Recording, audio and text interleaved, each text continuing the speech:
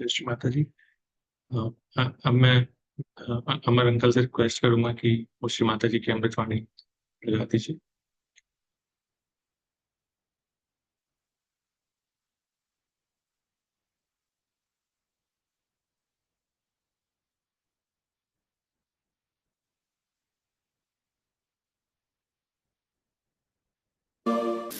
पूना शहर का नाम वेदों में, पुराणों में सब जगह मशहूर है।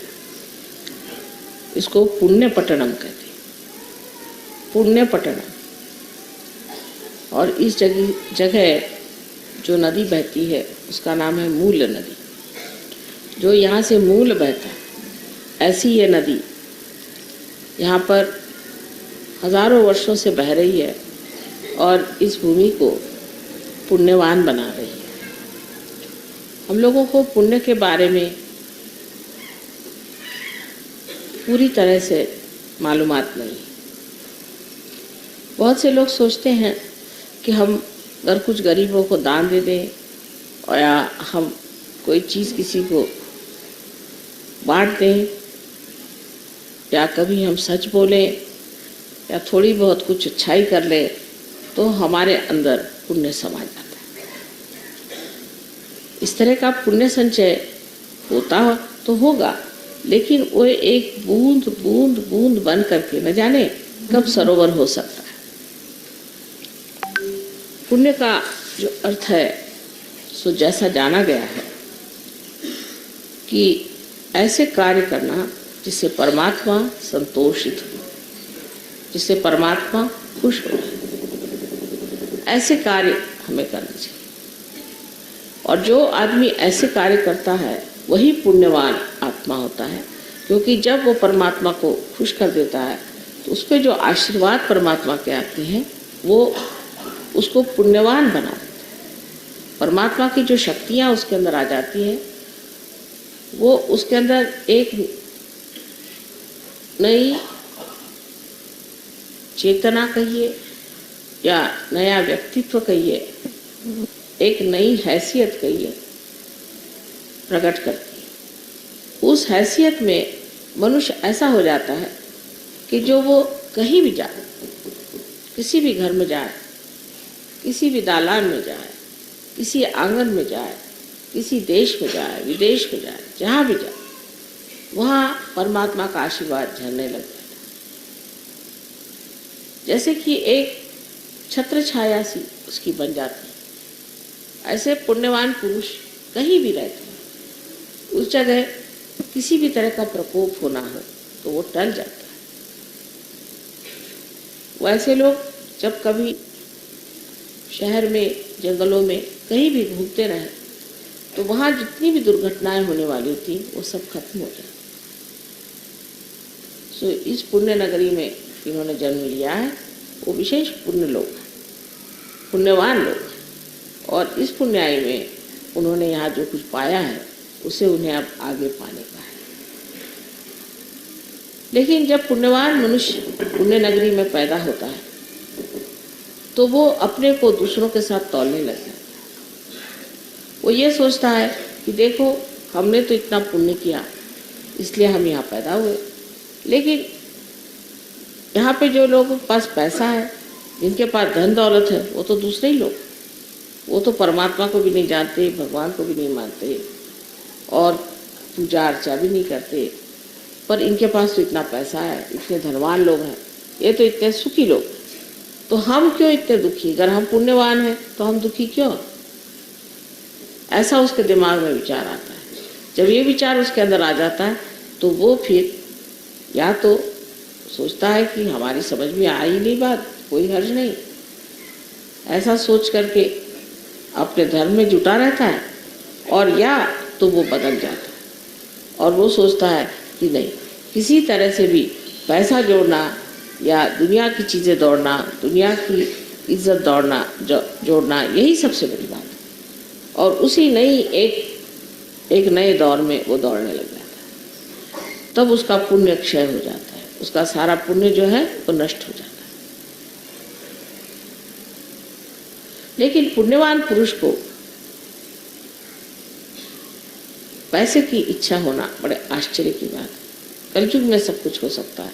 ये मुझे खुद देख करके आश्चर्य होता है कि कलयुग में अगर कोई रियलाइज सोल भी पैदा हो तो वो भी शराब पी सकता है, ड्रग्स ले सकता है, मारामारी कर सकता है, दुनिया भर के काम एक रियलाइज हो जिसे कि हम पुण्यवान मनुष्य समझते हैं, वो ये सब कर सकता है। ये कलयुग की खिंचाव है, उसका एक तरह का असर है, उसका वातावरण इतना जबरदस्त है।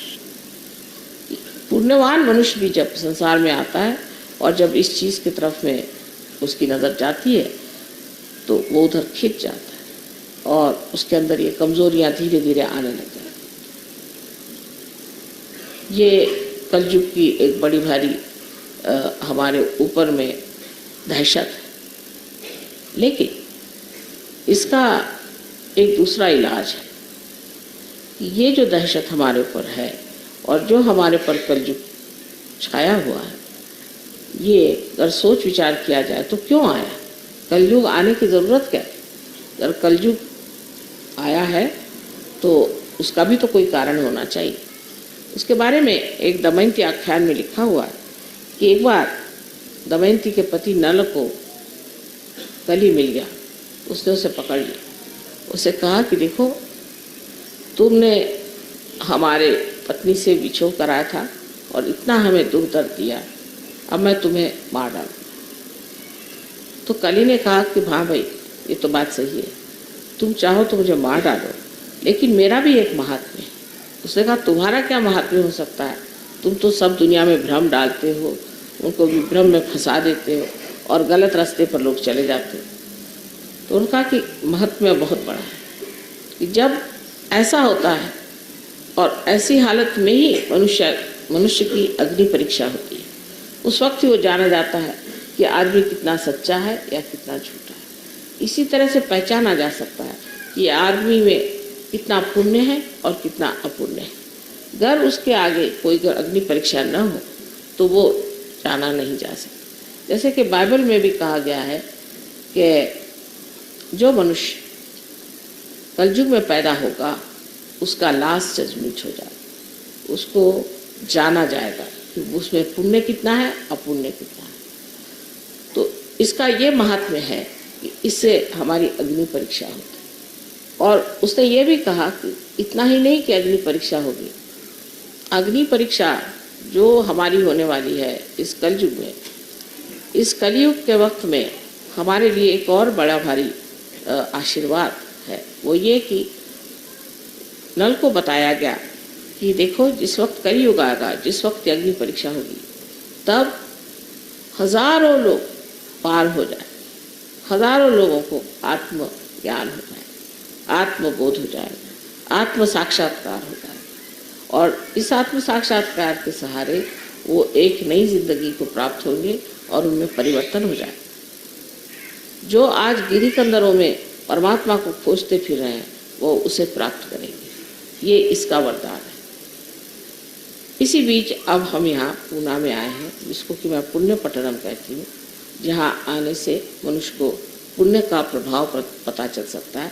यहाँ भी अगर आप सोचें तो आपको लगेगा कि यहाँ भी वही कलयुग है जो जहाँ हर जैसे वहाँ पे था वैसा यहाँ भी है। ये बात ज़रूर मानी जानी चाहिए कि जो चीज़ छिपी है, जो चीज़ दिखाई नहीं देती, उसके बारे में बात करने से कोई फ़ायदा नहीं। लेकिन जब ये चीज़ खुल जाती है, आपके अंदर की चेतना जब खुल गई है, उससे जब आप जानेंगे तो आपको आश्चर्य होगा इस पूना में इतने गहनता के कार्य हुए हैं। यहाँ पर अनेक साधु संतों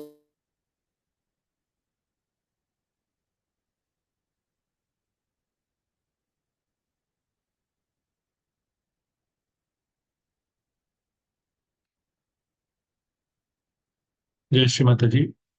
आइए आज का सत्र शुरू शुरू करने से पहले एक बार माँ से अनुमति ले लेते हैं।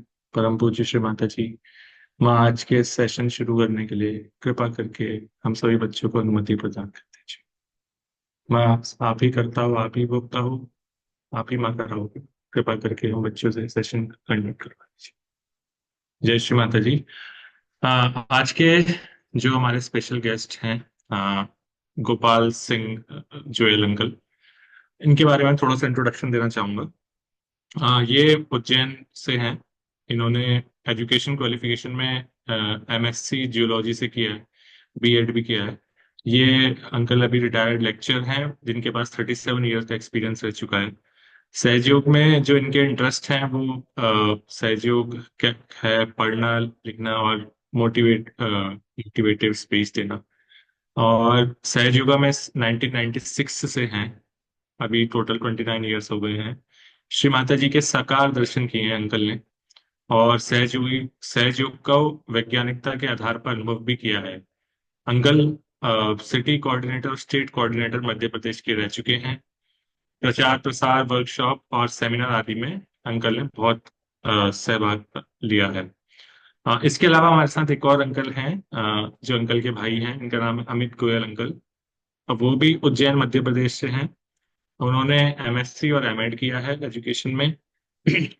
वो भी शिक्षा महाविद्यालय पे शिक्षक रह चुके हैं, और अभी वो भी रिटायर्ड हैं। उन्हें भी आत्म साक्षात्कार का सौभाग्य 12 अगस्त 1996 में हुआ था।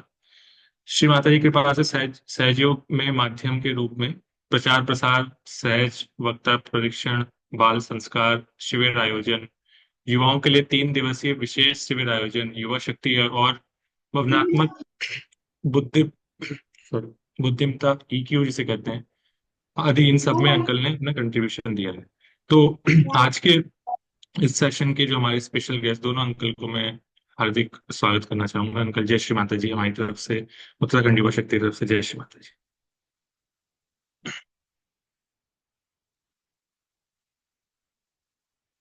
हाँ, सो अब आज के सेशन शुरू करने हम करते हैं। तो पहला क्वेश्चन अंकल मेरा आपसे ये है कि अंकल, क्या आप हमें अपना आत्म साक्षात्कार का अनुभव, पहले आप हमें अपना इंट्रोडक्शन थोड़ा दे सकते हैं अगर मैंने कोई पॉइंट मिस किया हो, और आप हमें अपना आत्म साक्षात्कार का अनुभव शेयर कर सकते हैं। ये जी। पहला क्वेश्चन। जी। सबको जय श्री माता जी।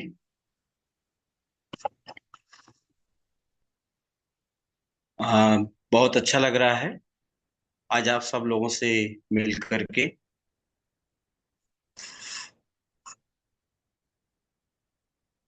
आदरणीय त्रिपाठी जी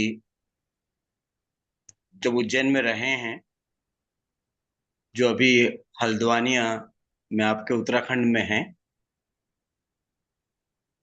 यहाँ श्री माता जी की कृपा उन पर हुई और आत्म साक्षात्कार उन्होंने प्राप्त किया, और सहज ध्यान धारणा में वे रेगुलर हो गए।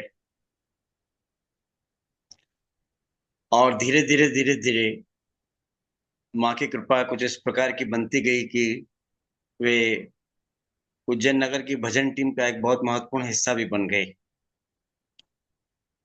लेकिन मेरा अब तक का ये अनुभव रहा है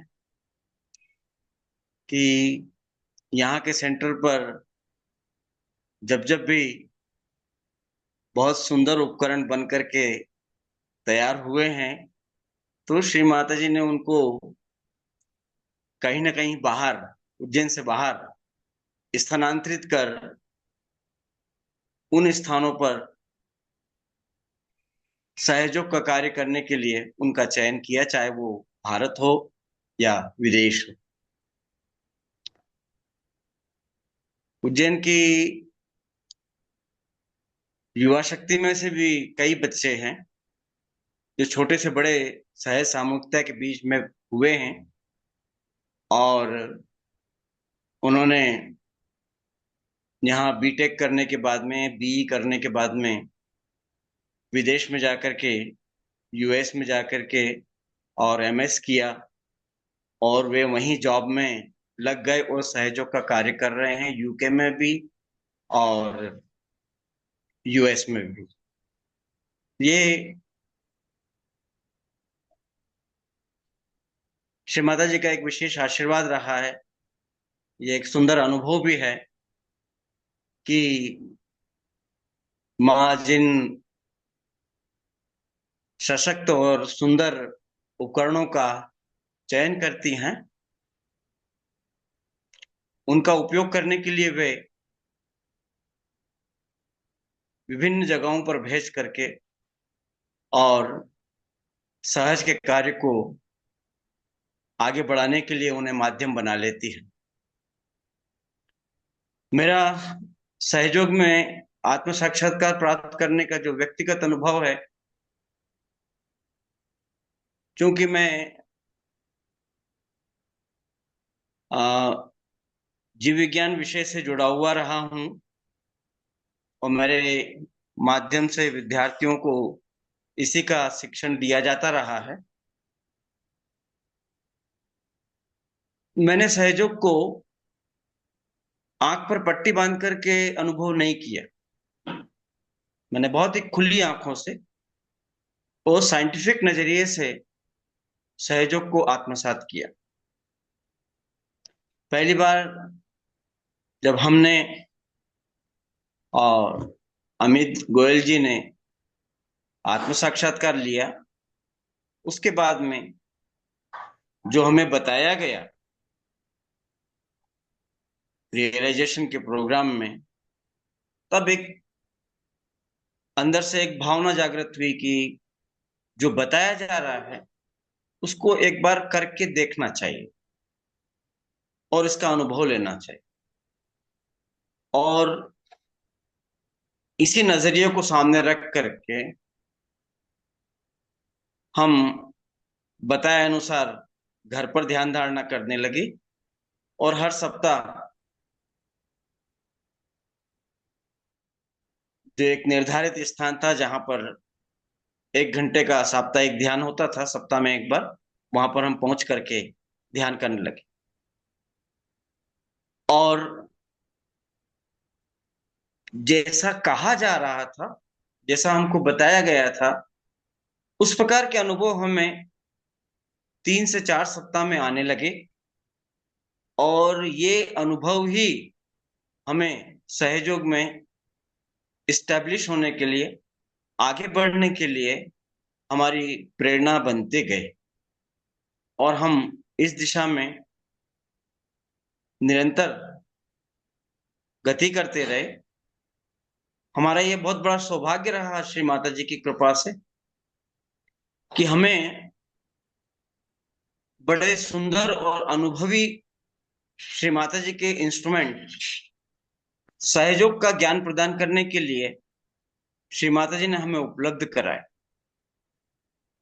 जो स्वयं किसी प्रकार के कंफ्यूजन या डाउट से एकदम परे रहे हैं और सत्य के बहुत ही सुंदर साधक के रूप में उनकी मध्य प्रदेश में पहचान बनी हुई।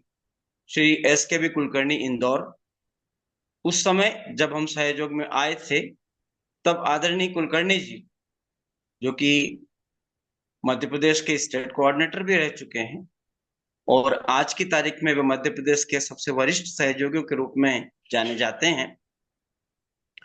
उनकी उम्र भी 78 ईयर है।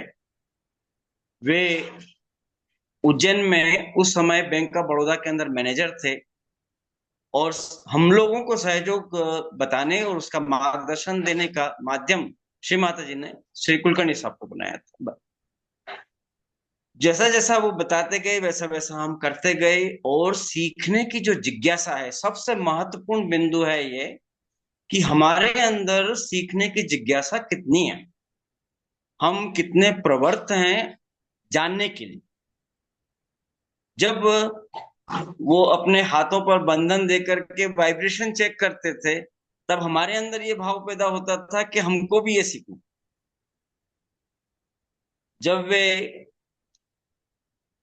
मानव यंत्र के चार्ट के सामने खड़े होकर के सहयोग को समझाते थे, तो हमारे अंदर भी ये भाव पैदा होता था कि हम इसे इसी तरह से लोगों को खड़े होकर के समझाएंगे, बताएंगे।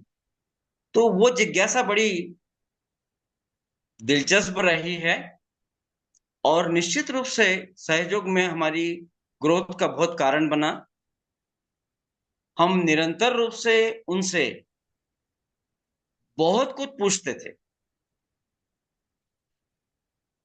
वैज्ञानिक आधार पर भी उनसे काफी बातें करते थे। ये एक ऐसा दौर था जब श्री माता जी की छवि हमको ध्यान करने के लिए अवेलेबल नहीं थी, क्योंकि छवियां जैसे जितनी आसानी से आज की तारीख में मिल जाती है, वैसे उस समय मिलती नहीं थी। तो जो सहजों की परिचय पुस्तिका है, उस परिचय पुस्तिका की फोटो कॉपी, श्री माता जी का जो फोटो सहजों की परिचय पुस्तिका पे होता है, उस फोटो की फोटो कॉपी हम लोगों को दी गई थी घर पर ध्यान करने के लिए। ये वो समय था जब ऑडियो कैसेट्स भी भजन के और श्री माता जी के लेक्चर के लिए हमें अवेलेबल नहीं होते थे। हम उनके सुनने के लिए इच्छुक होते थे, तो कुलकर्णी साहब का जो उज्जैन में निवास था, जहां वो जॉब करते थे, वहां जाकर के सप्ताह में एक बार उनके साथ बैठ करके और ऑडियो कैसेट्स हम सुनते थे। तो एक ऐसा समय था जिसमें केवल सीखना ही सीखना था, और वो भी सामने किसी उपकरण के माध्यम से। किसी प्रकार के संसाधन हमारे पास में उस वक्त सहयोग का ध्यान करने के नहीं थे, किंतु वह जो सिखाया, वह जो बताया, वो एक तरह से नींव के पत्थर का काम किया है उसने। और जो सहयोग में जड़े हैं, वे उस समय जुड़े हुए सहयोगियों की बहुत ही मजबूत रही है, मजबूत हो गई। तो ऐसा अनुभव हमारा सहयोग से आत्म साक्षात्कार प्राप्त करने से जुड़ा हुआ रहा। और उसके बाद तो आनंद ही आनंद मिला है, क्या कहा जाए, जिसकी कोई सीमा नहीं है। तो ये जो थोड़ा बहुत मैंने आपको बताया है, वो कि आत्म साक्षात्कार प्राप्त करने के बाद में मेरा क्या अनुभव रहा है। तो आज भी सीखने की जो जिज्ञासा है, जानने की जिज्ञासा है, श्री माता जी के नए नए लेक्चर सुन करके उनको आत्मसात करने की जो जिज्ञासा है, वो आज भी हमारी वैसी ही निरंतर बनी हुई है। और दृष्टिकोण सहयोग में हमारा पूरी तरह से साइंटिफिक है, वैज्ञानिक। जी। आगे कुछ जैसे बात करना चाहेंगे? हाँ, जैसे मैं अंकल बहुत बहुत ही सुंदर आपने आंसर हमें दिया। इमिडिएटली हमें मतलब इतने अच्छे अच्छे पॉइंट्स मिल गए कि एक तो सीखने की जिज्ञासा होनी चाहिए, जी। और दूसरी चीज कि आपने किस समय में, जैसे आज की डेट में से आपने बताया कि हमें तो यूट्यूब पे सारी माँ की टॉक भी अवेलेबल है, हमारे पास माँ का फोटो भी है। अभी उस समय पे आपको कितना डिफिकल्ट था। तो जी। इस अंकल को हमें भी इंस्पायरिंग है हमारे लिए, हम सभी युवा शक्तियों के लिए, कि हमें सीखने की जिज्ञासा रखनी चाहिए और हमें कैसे ज्ञान था प्यार प्राप्त करना चाहिए। ठीक है बिल्कुल। अंकल। बहुत सुंदर। ठीक हाँ। ठीक है अंकल, थैंक यू। मैं इस क्वेश्चन के लिए मैं आपसे नेक्स्ट क्वेश्चन पूछता हूँ कि अंकल, आप तो श्री माता जी के साथ आपने साकार रूप में देखा है, आप जी। और मुझे पता है आपके यहाँ बहुत सारे एक्सपीरियंसेस रहे होंगे। तो अगर मैं आपसे पूछूं कि आपका कोई सबसे मेमोरेबल, सबसे यादगार कोई एक्सपीरियंस हो श्री माता जी के साथ जो आपको, तो क्या आप उससे शेयर करेंगे हमारे साथ? जी। आ, पुणे में शिव पूजा, नेशनल शिव पूजा का जो है वो आयोजन होना था। उस समय तो अंतरराष्ट्रीय श्री माता जी की जहाँ पूजा होती थी, वहाँ अंतरराष्ट्रीय पूजा ही हुआ करती थी। तो पुणे का है ये। उस वक्त श्री माता जी ने मध्य प्रदेश के स्टेट कोऑर्डिनेटर का दायित्व दे रखा था। तो हम लोग जो है हर साकार पूजाओं के अंदर बड़े उत्साह के साथ में जाते थे। तो इस पूजा में भी हम पहुंचे थे। और वहां पहुंचने के बाद में पूजा के 3 या 4 घंटे पहले एक अनाउंसमेंट हुआ, जिसमें हमारा नाम लेकर कहा गया कि आप आकर के यहाँ रिसेप्शन काउंटर पर मिलिए। वहां पहुंचे, मालूम पड़ा कि हमें और जो वर्ल्ड कोऑर्डिनेटर होता था उन्हें, और एक यूपी के कोऑर्डिनेटर थे, काफी पॉपुलर सहयोगी हैं पूरा। अभी इस समय मेरा उनका नाम मेरा चित्त में नहीं आ रहा है। तो ऐसे 4 लोगों को श्री माता जी को पूजा में आमंत्रण देने के लिए जाना है, पूजा पूजा में पधारने के लिए इनविटेशन लेने के लिए जाना है, ये बताया गया है। तो आप निर्धारित समय पर यहाँ पर उपस्थित हो जाइएगा, जो भी आपको तैयार होना है होकर के आ जाइए, और आप लोगों को वहां जाने का है। हम लोग पुणे प्रतिष्ठान में श्री माता जी को पूजा का इनविटेशन देने के लिए जब पहुंचे, तो वहां जब हमें एंट्री मिली, जो श्री माता जी का कक्ष था वो सिंहासन पर बैठी हुई थी, और जो कक्ष में जब हम एंटर हुए, तो वहां की जो सज्जा हमने देखी, तो एक शब्द हमेशा हमारे सामने आता है, स्वर्ग नाम का शब्द, जिसकी कल्पना हम मात्र कर सकते हैं कि स्वर्ग कैसा होता होगा। वहां ये हो दिखता होगा, वहां ऐसा लगता होगा, वहां ऐसा लगता होगा, जहां देवी देवता निवास करते हैं। ये एक कल्पना हुआ करती थी। तो ये काफी पहले की बात है, करीबन इस बात को 22-23 साल तो से अधिक हो गया होगा इस वाक्य को। तो हम लोग ने जब एंटर हुए, तो वहां उस कक्ष का जो माहौल देखा, जो वातावरण देखा, जो वहां की सज्जा देखी, तो स्वर्ग की कल्पना उस सज्जा को देख करके सार्थक हो गई। वास्तव में स्वर्ग कैसा होता होगा, निश्चित रूप से ऐसा ही होता होगा जैसा हम हमारी आंखों के सामने देख रहे हैं। वहां हमने श्री माता जी को सिंहासन में पर बैठे हुए अपने सामने देखा। वे ध्यान में थी। निश्चित रूप से वे ब्रह्मांड का संचालन उस समय वहां बैठे हुए कर रही होंगी। हमें निर्देशित किया गया कि आप श्री माता जी को बिल्कुल डिस्टर्ब नहीं करेंगे। इशारे से कहा गया। जो इनविटेशन दिया गया था, काफी बड़ा फोल्डर था, वो श्री माता जी के चरणों में रखने के लिए कहा। उसके बाद में बड़े सुंदर फ्लावर, जो हम लोगों को वहां श्री माता जी के चरणों में अर्पित करने के लिए गिफ्ट स्वरूप दिए गए। मैंने जीवन में इतने सुंदर तरह के, इतने विविध प्रकार के सुंदर और सुगंधित पुष्पों को नहीं देखा था, जो उस दिन मैंने अपनी आंखों से प्रत्यक्ष देखा। वे सारे पुष्प के जितने भी गुच्छ हैं, वो इसकी बांस की सिकचियों से बने हुए जो डलियाएं होती हैं, उन डलियाओं में रख करके लाए गए थे। वे सारे श्री माता जी के चरणों में अर्पित किए, उन्हें प्रणाम किया, और श्री माता जी से पूजा में पधारने के लिए विनम्र प्रार्थना की।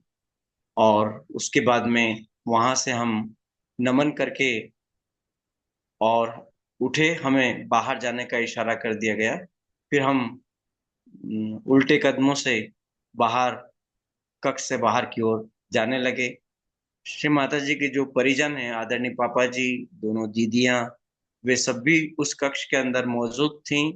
और उन्होंने हमें, हाँ, हम सब लोगों का वहाँ आते समय और वहां से प्रस्थान करते समय हमारा अभिवादन भी किया।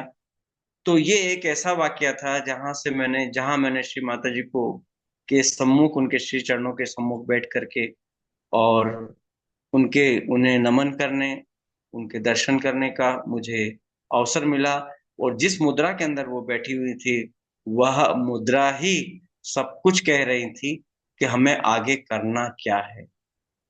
जिस स्वरूप में श्री माता जी बैठी हुई थी, उसी स्वरूप में, उसी ध्यान के स्वरूप में हमें परमेश्वरी को अनुभव करना है। यह सत्य हमने प्रत्यक्ष रूप से वहां जो बोध किया, उसे हमने अपने जीवन का हिस्सा बना लिया। इसी प्रकार से जो अंतिम पूजा श्री माता जी की विराट पूजा हुई थी नोएडा के अंदर, वहां भी जाने का सौभाग्य मिला था। तो मैंने ये महसूस किया कि मैं जैसे ही स्टेज के ऊपर चढ़ रहा था, श्री माता जी की दृष्टि जो है वो निरंतर रूप से हमारी तरफ थी। और मुझे बड़ा ऐसा लग रहा था कि माँ की कृपा है कि उनकी एक दृष्टि जो है, उनका दृष्टि के माध्यम से उनका जो चित्त है अपने इस बच्चे के ऊपर आ गया है। ऐसा मैंने फील किया उनके चरणों में पुष्प अर्पित करने, क्योंकि वहां उस वक्त नालगीरकर साहब भी एक तरफ बैठे हुए थे। एक तरफ अन्य और भी सहयोगी थे, वो पुष्प अर्पित करवा रहे थे। और जब मैं पुष्प अर्पण करके वहां से आगे बढ़ा, तब भी मेरी दृष्टि श्री माता जी की तरफ ही थी। और मैं देख रहा था कि उस समय भी निरंतर रूप से श्री माता जी मुझे देख रही थी और मैं उन्हें निहार रहा था। ये मेरा सबसे बड़ा सौभाग्य था। उस विराट पूजा के बाद में फिर कोई साकार पूजा किसी किस्म की हुई नहीं है। माँ ने स्वयं उसके बाद में विराट स्वरूप ग्रहण कर लिया। तो ये एक ऐसे अनुभव रहे हैं जिन्होंने कुल मिलाकर के यही सिखाया है कि परमेश्वरी को प्राप्त करना है तो उसे किस अवस्था के अंदर प्राप्त किया जा सकता है। वही जो उन्होंने अपने शब्दों में किया, कहा है, वही हमने प्रत्यक्ष उनके दर्शन करके महसूस किया कि माँ को हम आशीर्वाद स्वरूप, उनके दिव्य स्वरूप को अपने सहस्त्रार पर परम चैतन्य के आशीर्वाद के रूप में प्राप्त कर सकते हैं। इस सत्य का बोध हो गया है और वह क्रम अब तक माँ की कृपा से निरंतर है। उस सोच में किसी भी प्रकार का कोई बदलाव नहीं है, बल्कि उनकी अनन्य कृपा है। ये अनुभव जो है वो माँ के साथ रहने का हुआ है। आ,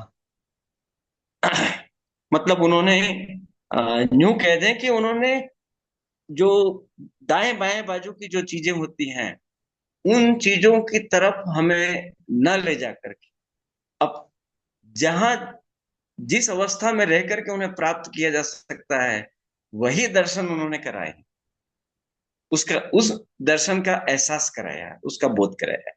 ये मैं मानता हूँ, ये बहुत बड़ा सौभाग्य है। तो अंतोगत्वा हमें श्री माता जी को इसी निराकार स्वरूप के अंदर प्राप्त करना है, जुड़ना है, उनके दिव्य स्वरूप के आशीर्वाद लेना है। तो जो आशीर्वाद परम चैतन्य के रूप में हमारे शास्त्रार पर हमको मिलते हैं, वही वास्तविक आशीर्वाद है। ये माँ के ही शब्द हैं एक लेक्चर। परम चैतन्य के रूप में जो आपको आशीर्वाद शास्त्रार पर मिलते हैं, वही मेरे वास्तविक आशीर्वाद, आदि शक्ति के वही आशीर्वाद। तो ये अनुभव रहा है भैया। और बस यही चाहत है।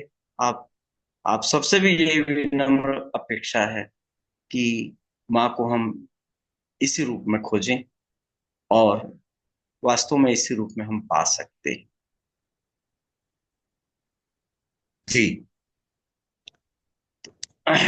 यशमती अंकल, आई मीन इतना बढ़िया आपने इतना सुंदर तरीके से उसका एक्सप्लेन किया हमें। हम तो जी अंकल बिल्कुल ध्यान में ही चले गए थे जी जी और मन कर रहा था कि बस अब सुनते ही जाए। जी और हम सभी के लिए अंकल बहुत बड़ा लेसन है कि मतलब हमारे सबके लिए एक सीख है कि जी माँ को हमने कैसे प्राप्त करना है। हमें सहस्त्रार पर ही माँ का दर्शन है, हमारे चैतन्य से ही हमें सब कुछ मिलेगा। हमारा जी सहस्त्रार खुला रहना चाहिए, हमें सहस्त्रार पर रहना चाहिए। हमारे लिए कितना इम्पोर्टेंट है। बहुत जी बहुत ही हाँ अच्छा सुंदर आंसर अंकल, बहुत बहुत अच्छा लगा सुन के। अंकल मैं अपना आखिरी क्वेश्चन पूछता हूँ, उसके बाद फिर बाकी जिन लोग के जो भी क्वेश्चन होंगे वो आपसे डिस्कस कर सकते हैं। मेरा आखिरी क्वेश्चन अंकल यही है कि जैसे अंकल आप जानते हैं आजकल जिस समय में अभी हम हैं युवा शक्तियों के लिए थोड़ा डिफिकल्ट सा पीरियड चल रहा है कि करियर की टेंशन, फिर जी सोशल मीडिया इंटरनेट से डिस्ट्रैक्शन, फिर जी और फिर ये भी रहता है कि सहयोग में कितना मतलब बैलेंस करना अंकल, हम कैसे करके युवा शक्ति बैलेंस कर सकते हैं अपना सहयोग भी, अपना करियर भी, अपनी जी आम जिंदगी भी और सहयोग भी, ये इस जी डिस्ट्रैक्शन वाले माहौल में अंकल हम कैसे करे कर सकते हैं? कृपा जी करके आप इस पर बताइए। जी। जय जय श्री माता। बहुत सुंदर प्रश्न है। और ये एक सामयिक समस्या है, लेकिन एक कहावत है अपने यहाँ पर भारत में, बड़े अनुभव, कहावतें बड़े अनुभव के साथ में बनती हैं। एक साधे सब सधे, और सब साधे सब जाए। यदि किसी एक चीज को हमने पकड़ लिया तो बाकी चीजें मैनेज हो सकती है, और सब चीजों को पकड़ना शुरू कर दिया तो कुछ भी मैनेज नहीं हो सकता। तो इस अनुभव का, इस कहावत को बेस यदि बना करके हम कारण बात को आगे बढ़ाते हैं तो हम ये अनुभव करते हैं कि यदि हम ईमानदारी से श्री माता जी के श्री चरणों में समर्पित होकर नियमित ध्यान धारणा यदि करेंगे, नियमित फुटसोक करेंगे, अपने नाड़ी और चक्रों के ऊपर हम ध्यान दे करके और उनकी शुद्धता को निरंतर रूप से यदि हम बनाए रखेंगे तो हम सुषुम्ना में रहने के लिए आदी हो जाएंगे। तब हमें दाएं और बाएं की जो समस्याएं हैं, उनके जो फ्लक्चुएशंस हैं, वो ऑटोमेटिकली कम हो जाएंगे। तो यदि हमारी ध्यान धारणा व्यवस्थित हो गई और हमने सहस्त्रार पर रहना शुरू कर दिया तो हम ये बाकी सारी चीजें मैनेज कर। मैं यदि अपना अनुभव बताऊं तो मेरा भी जो जॉब रहा है वो प्राइवेट सेक्टर का रहा है और परिवार रहा है, तो पारिवारिक दायित्व भी मेरे जो है वो काफी, क्योंकि सम्मिलित परिवार था, सम्मिलित कुटुंब था। परिवार में 20-25 लोग का सबका खाना साथ में बनता था। तो ऐसी स्थिति में परिवार को भी मैनेज, मदर फादर तो थे ही, बात ही नहीं है, लेकिन परिवार की जिम्मेदारियां भी मेरे ऊपर थी और परिवार में जो है वो सबसे बड़ा बेटा भी मैं था।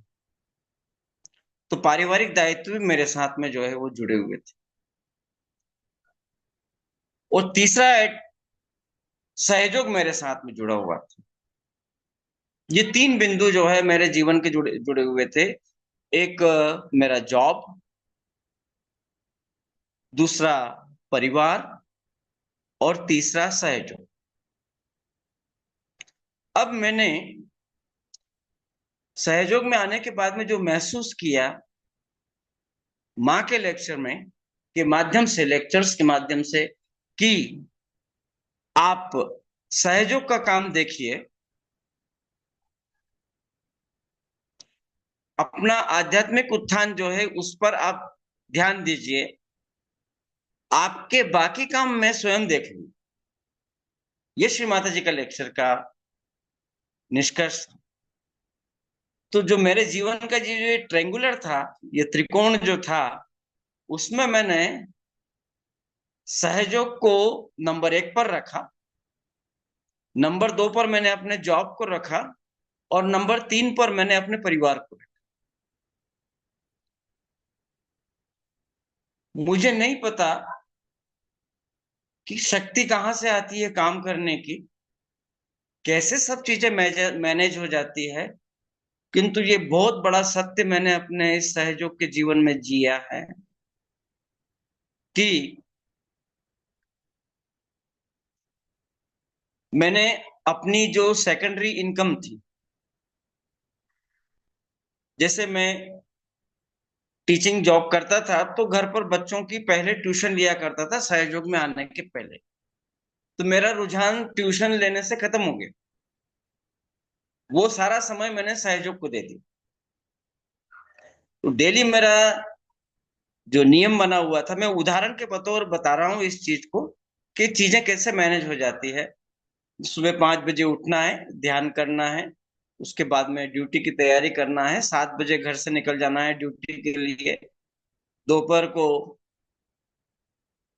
1 बजे 1:30 बजे ड्यूटी से आना है, खाना खाना है, घंटे आधा घंटे आराम करने के पश्चात 5 बजे फुट सोक करना है और सहयोग के काम के लिए घर से निकल जाना। फिर रात को कितना भी समय लगे, जिस दिन पारिवारिक कुछ कार्य जिम्मेदारियां होती थी वो भी उस दौरान हम निपटा लिया करते थे और सहयोग का कार्य भी हम कर लिया करते थे। यकीन मानिए, पीछे मुड़ करके देखते हैं तो ऐसा लगता है कि श्री माता जी ने उस दौर में जितना काम सहयोग का करवाया है, आज की तारीख में अकल्पनातीत है। आज की तारीख में हम ये महसूस करते हैं हम नहीं कर सकते, वो सब परमात्मा ने ही जो कराना था वो हमें यंत्र बना करके करा लिया। इस सारी यात्रा में परिवार भी हमारा मैनेज होता रहा, परिवार के अंदर भी सभी लोग संतुष्ट रहे। इस दौरान जॉब के अंदर भी जो एनर्जी थी काम करने की, वो वैसी की वैसी बनी रही। और बल्कि हमारे जॉब में जो हमारे कार्य करने की जो दक्षता थी, वो और प्रखर हो गई। और हम एक एम्प्लॉयज होते हुए उस इंस्टीट्यूशन के अंदर हम मैनेजमेंट का हिस्सा बन गए। उस इंस्टीट्यूशन में हम एक ट्रस्ट का हिस्सा बन गए, एक ट्रस्टी बन गए। वहां की जिम्मेदारियां भी हमें मिल गई और उनका भी निर्वाह होने लगा अपने जॉब करने के साथ में। घर के अंदर भी बच्चों के साथ में भी जो है परिवार के बड़ों की सेवा करना, मदर फादर की सेवा करना, बच्चों को उनकी एजुकेशन के लिए आगे बढ़ाना, वो सब भी चलता रहा। और आज की तारीख में मैं ये महसूस करता हूँ, मेरे जो तीन बेटे हैं, वो तीनों बेटे वेल एजुकेटेड हैं। तीनों की तीनों अच्छे अच्छे जॉब में, इसमें दो कॉरपोरेट के अंदर हैं, एक सीए है, एक एमबीए है, और दूसरा प्रिंसिपल है ना। और इसके साथ में उनके अपने परिवार हैं, उनके अपने बच्चे हैं, उनके अपने बच्चे भी हायर अच्छी एजुकेशन कर रहे हैं। इन सब चीजों को मैं देख रहा हूँ, क्योंकि उनके भी, उनके पोषण में भी किसी प्रकार की कोई कमी श्री माता जी ने नहीं आने दी। ठीक है, एक पोती है जो कंप्यूटर साइंस के अंदर बीटेक भी कर रही है। ऐसे तीनों बच्चों के जो बच्चे हैं, वो सभी अच्छी एजुकेशन कर रहे हैं। और जॉब में भी मैंने काफी ऊंचाइयां प्राप्त की, जैसा कि मैंने बताया, वो भी सब मैनेज हुआ। और सहयोग के दायित्व जो है वो आते चले गए। प्रचार प्रसार खूब हुआ। सिटी कोऑर्डिनेटर बनने का लंबे समय तक, लगभग 10 वर्ष के आसपास जो है वो तक मेरे को सिटी कोऑर्डिनेटर रहने का मौका उस दौर में मिला। और उसके बाद में फिर स्टेट कोऑर्डिनेटर की जिम्मेदारी भी श्री माता जी ने दी, वो भी उन्होंने करा लिया। ये सब मैंने जॉब करते हुए किया। मैं तो 2016 में सेवानिवृत्त हुआ हूँ, लेकिन ये सारी घटनाएं तो उसके पहले की हैं जो मैं आपको बता रहा हूँ। वो सब जॉब करते हुए, हर सैटरडे को मैं जो है वो सहयोग के कार्य के लिए उज्जैन से बाहर चला जाता था, और संडे की नाइट को जो है वो आ जाता था, और मंडे को फिर ड्यूटी कर लेता था। कहीं बाधाएं नहीं आई। एक मैनेज एक चीज मैनेज, जो मुख्य धारा है उसको पकड़ के चलने से बाकी सारी चीजें मैनेज हो गई। यही मेरा जीवन का निष्कर्ष है। और कहीं भी कोई लेकुना नहीं रहा है। परिवार में सकारात्मक और नकारात्मक सब तरह की परिस्थितियां जो हैं वो बनती हैं, बनती रही हैं, लेकिन वो सब मैनेज होती चली गई। और कोई दिक्कत जो है वो इस दौर में, इस यात्रा के अंदर नहीं आई है, ऐसा मैं महसूस करता हूँ। तो मेरा एक ही आशय है, एक ही निवेदन है कि हमने यदि श्री माता जी के श्री चरणों को पकड़ रखा है, मजबूती के साथ में पकड़ रखा है, तो मान के चलिए कि आपका सर्वांगीण विकास हो जाए। केवल स्पिरिचुअल डेवलपमेंट नहीं, बल्कि जो सहयोग युवा शक्ति के लिए श्री माता जी ने एक कोटेशन का यूज किया था कि इनके व्यक्तित्व का विकास नितांत आवश्यक है। वो जो एक व्यक्तित्व का जो समग्र रूप है, उस समग्र रूप से हमारा विकास जो है वो हो जाता है। माने उस समय तो हम, जब हम सहयोग में आए थे उस वक्त तो हम 44 44 ईयर की एज में होंगे या 45 की एज में होंगे जब हमको सहयोग मिला। लेकिन आप देखिए आगे चल करके कि हमारे परिवार में जो बच्चों का जन्म हुआ है, हमारे बच्चों की शादी के बाद में, वो सब बॉर्न सहयोगी। तो आ, मतलब वो हमसे ज्यादा खुश नसीब हैं वो बच्चे जिनको वो जन्म से ही जो है वो, जिनकी माताओं ने शादी होने के बाद में जो है वो सहयोग शुरू कर दिया था, और बच्चे जो है जन्म से सहयोगी के रूप में हमारे यहाँ जन्मे। तो ये सारी चीजें जो है वो श्री माता जी का आशीर्वाद है, तो हमारा समग्र विकास होता है। और जब हमारा समग्र विकास होता है, तो जीवन का कोई पक्ष छूटता ही नहीं है। हम हर पक्ष के अंदर सकारात्मकता से जुड़ करके हर समाधान को सकारात्मक दिशा में निर्णय लेने की स्थिति के अंदर हम पहुंच जाते हैं। और इन सब काम में श्री माता जी आगे बढ़ करके उनको जो करना होता है, जो हमारे लिए बेहतर है, वो करती हैं। और हमारा विश्वास इसी चीज पे बढ़ता हुआ चला जाता है कि अपने को चिंता करने की क्या बात है। जो भी सोचना है, जो भी दिशा देना है, वो श्री माता जी देंगे। वो जैसा दिशा देंगे वैसा अपन कदम आगे बढ़ा देंगे, उनका यंत्र बना करके। अंतोगत्वा करना सब उन्हीं का है। मेरी फाइनेंशियल स्थिति भी उतनी अच्छी नहीं थी, क्योंकि प्राइवेट सेक्टर में मेरा जॉब था। तो ऐसी स्थिति के अंदर मैं देखता हूं कि बच्चों को जैसी अंदर से प्रेरणा होती गई, वैसा उन पर एजुकेशन के लिए खर्च करने का बंदोबस्त भी श्री माता जी कर ने जो है वो कैसे कराया, क्या क्या कराया, उनकी लीला वही जाने। पर मुझे इस बारे में बच्चों की पढ़ाई के लिए भी 1 रुपए का भी बैंक का कर्ज नहीं लेना पड़ा। कहीं ना कहीं से उनको जो मैनेज करना था उन्होंने किया। तो ये सारी चीजें कोई कम नहीं है, ये बहुत बड़ी बात है। हमें श्री माता जी को पूरे विश्वास के साथ में पकड़ के रखना है, जुड़े रहना है। कोई शंका और संदेह की बात नहीं है। विचलन आएंगे, लेकिन वो स्थायी तब तक नहीं बनेंगे जब तक हम उनको स्थायी रूप से बने रहने की अनुमति नहीं देते। विचलन को सबसाइड कीजिए, फिर अपने मेन ट्रैक में आ जाइए। समाधान जो भी आना होगा आ जाएगा।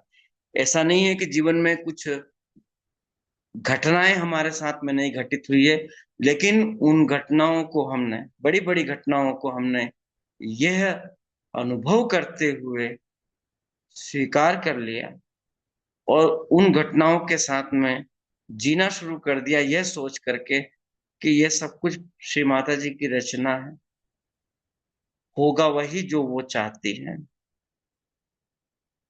हम जिस धारा में बह रहे हैं उसी में बहते चलें, क्योंकि अब इस उम्र के इस पड़ाव पर आकर के जीवन में घटनाओं को देख करके यदि फ्लक्चुएट होंगे, तो फिर अब तक हमने क्या पाया और क्या सीखा, कोई मतलब नहीं निकलता है। इसलिए मेरा एक ही कहना है, पूर्ण विश्वास के साथ में परमात्मा की छत्र छाया के अंदर हम आगे बढ़ें, तो निश्चित रूप से सारी चीजें मैनेज हो जाएंगी, सब कुछ मैनेज हो जाएगी। और वह होगा जो आपके लिए बेहतर होगा। और इतनी सबूरी भी आ जाएगी इस बात की कि जो श्री माता जी दे रही है वह ही हमारे लिए उपयुक्त है, और वही, उसी में हमें संतुष्ट रहना है। उसी को उनका उपहार समझ करके उसे स्वीकार करना है। चाहिए क्या? रहने को छत चाहिए, भोजन चाहिए, और परमात्मा की कृपा चाहिए।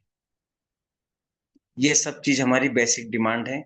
बाकी भौतिक इच्छाओं की तो कहीं कोई लिस्ट बनाएंगे तो वो कभी खत्म होने वाली नहीं है। लेकिन सत्य समझ में आ जाने के बाद में भौतिक चीजों से तो ऑटोमेटिकली जो जो चिपकन है वो अपने आप खत्म होने लगती है। ये बात भी अपनी जगह पर बहुत बड़ी सत्यता लिए हुए है। तो आप सभी युवाओं से, युवा साथियों से, क्योंकि आज 71 की उम्र में भी मैं अपने आप को युवा मानता हूँ, और श्री माता जी से मेरी यही प्रार्थना है कि श्री माता जी मुझे बिल्कुल चलता फिरता रखिए, स्वस्थ रखिए। आपके श्री चरणों की सेवा करने का, आपका यंत्र बनने का मुझे निरंतर रूप से सौभाग्य दीजिए, यही प्रार्थना है। और इसी संबल के ऊपर ये जीवन जो है वो आगे बढ़ रहा है। तो ये बिंदु जो आप सभी से मैंने जो शेयर किया है, बस उसको अनुभव के रूप में आप महसूस करें कि हमें सब कुछ मैनेज करने के लिए करना क्या होगा। सारी चीजें मैनेज हो जाएंगी, बस माँ को पकड़ के रखिए, माँ से जुड़ करके रहें, उनकी छत्र छाया में बढ़े। जय श्री माता इस बात को एक और जी। आपने इतना बढ़िया ढंग से हमें एक्सप्लेन किया। आई डोंट मुझे नहीं लगता कि मुझे किसी को रिपीट करने की जरूरत है। आपने खुद का ही एग्जाम्पल से इतने सुंदर तरीके से हमें बताया कि आप सहयोग को प्रायोरिटी दीजिए, बाकी सारे काम आपके हो जाएंगे। तो ये हम बिल्कुल सभी के लिए बहुत बड़ा लेसन है, बिल्कुल और बिल्कुल, ये यही हमें निष्ठ। हम्म करके बिल्कुल आगे सही। चलना है। हाँ और हाँ हाँ। एक और इंटरेस्टिंग बात जो आपने लास्ट में कही कि आप, श्री माता जी सब भी कहते हैं कि माँ मुझे ठीक रखिए, मैं आपके कार्य कर सकूं। तो ये हम सभी को डिजायर रखनी चाहिए, शुद्ध इच्छा की माँ कृपा जी करके हम सभी बच्चों से अपना कार्य करवा दीजिए। तो जी बहुत बराबर। ही आंसर अंकल। जय श्री माता जी। अंकल, अब मैं एक बार अब हमारे जो दूसरे अंकल, जो गेस्ट हैं, अमित गोयल अंकल को भी अ, जी एक दो हाँ क्वेश्चन बिल्कुल। पूछना चाहूंगा। हाँ अमित बिल्कुल गोयल लीजिए। अंकल। हाँ हाँ, जय बहुत श्री माता नहीं जी। बहुत सुंदर उपकरण है वो, बिल्कुल। हाँ हाँ। हाँ। अ, अमित अमित अंकल, जय श्री माता जी। उत्तराखंड युवा शक्ति सामूहिकता की तरफ से, हम सभी की तरफ से आपको जय श्री माता जी। जय श्री माता जी। अ, हाँ। आज तो मैंने आप सब लोगों को बहुत बहुत बधाई इस बात के लिए, और श्री माता जी को बहुत बहुत धन्यवाद। मैं माँ के सामने बैठा हुआ हूँ, और आज मैं अब समझ में आ रहा है, क्योंकि आप है ना नदी के अंदर जब चलते हैं, है ना, मुझे लगता है कि शायद अकेले दिव्यांश जी युवा शक्ति है, कि और भी कोई युवा शक्ति है यहाँ पर। तो जो जो युवा नहीं शक्ति नहीं। है अपने वीडियो को ऑन कर लें प्लीज। जय श्री माता जी। जय श्री माता जी। आप वीडियो ऑन करते जाए जो युवा शक्ति हो। वैसे मैं बहुत छोटी युवा शक्ति हूँ, अभी 2 साल पहले रिटायर हुआ हूँ, और मैंने मध्य प्रदेश की युवा शक्ति में अपना फॉर्म भरा है अभी, और अभी मुझे एंट्री मिली है। अभी ज्यादा मेरे को एक्सेप्ट नहीं किया गया है, लेकिन मैं कोशिश कर रहा हूँ। लेकिन आज श्री माता जी ने मेरे को जो दिखाया है, तो मैंने आदरणीय अमर भैया को जो है वो मैसेज किया था अभी 1.5 घंटे पहले, और बड़ा प्रयास किया, इतना गिल्टी फील हो रहा था। लेकिन जो कुछ हो रहा था ठीक है, तो हमने उनसे प्रयास किया कि हम सब क्षमा चाहते हैं करबद्ध आपसे, कि मैं नहीं जुड़ पाऊंगा, लेकिन मैं चुपचाप बैठूंगा। लेकिन देखिए श्री माता जी की रचना, जिस काम से हम गए थे, उस काम के अंदर से जिस व्यक्ति से मिलना था, जो डॉक्टर से, वो निकल गए। राइट। तो उनको पकड़ने कहीं और जाना पड़ा। जब जाना पड़ा तो वहां पे जाते जाते 7:45 बज गई। ठीक है। तो फिर नजदीक के अंदर हमें जहां पे आना था, मैं आपको बताऊंगा तो बड़ी प्रसन्नता होगी आपको। होगा तो मैं आपकी जय श्री माता जी भी करा दूंगा। आज अभी ताऊ जी मतलब आदरणीय जुएल साहब जो बैठे हुए हैं बड़े भैया, तो हम सब ताऊ जी बोलते हैं उनको। तो आदरणीय ताऊ जी ने अभी शुरुआत से लेके तो पूरे उसके अंदर एक नाम को कई बार लिया है, और उन्होंने कहा है कि उन्होंने हमें मेंटरशिप की है, शिवाता जी ने हमको इतने अच्छे मेंटर दिए। एक नाम दिया, कोई बताएंगे कौन सा नाम लिया था? कुलकर्णी जी। एनीबडी? यस, कुलकर्णी जी का। तो मैं जो है, मेरा सौभाग्य है कि आज की मीटिंग श्री माता जी ने मेरे को उनके पास से तय कर रखी थी। तो मैं इस समय जहां बैठा हूं, मैं कुलकर्णी साहब के निवास पे बैठा हुआ हूं, जहां हम छोटे से बड़े हुए, और वहीं से मैं मीटिंग को अटेंड कर रहा हूं। तो मुझे नेट कनेक्शन भी बड़ा अच्छा है। यात्रा को आगे पोस्टपोन कर दिया है कि अब मीटिंग के बाद में चलेंगे यहाँ से, है ना। विनोद भैया, जय श्री माता जी। चलिए, बहुत सारी बातें ताऊ जी ने बताई हैं, और एक और चीजें, कुछ चीजें और भी मैं उनके बारे में, काफी चीजें जो छूट गई हैं बताता हूं। लेकिन मैं चाहूंगा कि युवा शक्ति से कुछ एक दो चीजें मैं जानना चाहता हूँ, कि मैं नई युवा शक्ति हूँ, और मुझे आपसे अभी बहुत कुछ सीखना है। तो मैं जगह जगह पूछता रहता हूँ कि भाई मुझे कुछ बता दो अपनी तरफ से, है ना।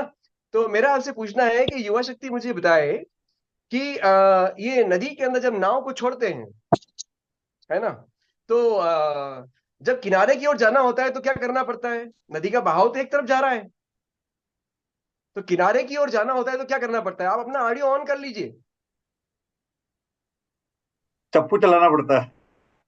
है ना, चप्पू चलाना होता है, अर्थात नदी की दिशा से, नदी की धारा के वेग से हमें किसी अलग डायरेक्शन के अंदर अपना प्रयास करके किनारे को पकड़ना पड़ता है।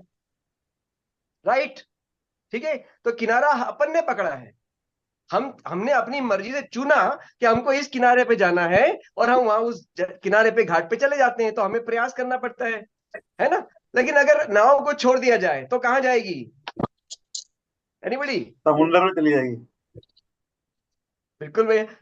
भैया, और आपने क्रीश भैया बैठे हुए हैं, निखिल भैया दिख रहे हैं मुझे, है ना। एक्चुअली मैं आज लैपटॉप पे नहीं हूँ, मोबाइल के ऊपर हूँ, इसलिए सबको नहीं देख पा रहा मैं, है ना। पदम भैया बैठे हुए हैं, तो प्लीज आप लोग बताएं ना, हमारी जो है छोटी सी अनुष्का बहन जी बैठी हुई दिख रही है मुझे।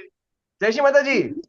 ऑडियो ऑन करो, ऑडियो जय ऑन श्री करो। माता जी। हाँ, जय श्री माता जी। बहुत अच्छी आवाज है। अरे हमको जब तक अगर सामने पर्दे खुले हुए ना दिखे और बात करते हुए, तो कक्षा में मजे ही नहीं आता है ना। ठीक है। जय श्री माता जी। चलिए, बहुत अच्छी बात है। और अब आपसे क्या कहें, एक आधा क्वेश्चन मैं जरूर से मेरी जिज्ञासा है, क्वेश्चन नहीं है, जिज्ञासा है, जो आपसे जानना चाहता हूँ कि आपके कुमाऊं क्षेत्र के अंदर जो है, जो पूरी युवा शक्ति है, वो कितनी है पदम भैया? सर कुमाऊं में है तो सर काफी, बट इस टाइम अपने एजुकेशन और प्रोफेशन की वजह से सब बाहर ही बाहर हैं। नहीं, मैं आपकी इसमें इसके पार्टिसिपेशन को देख के नहीं बोल रहा हूं जी मैं पार्टिसिपेशन वाला क्लिक ही नहीं करता हूं, क्योंकि उससे मालूम नहीं पड़ता है ना।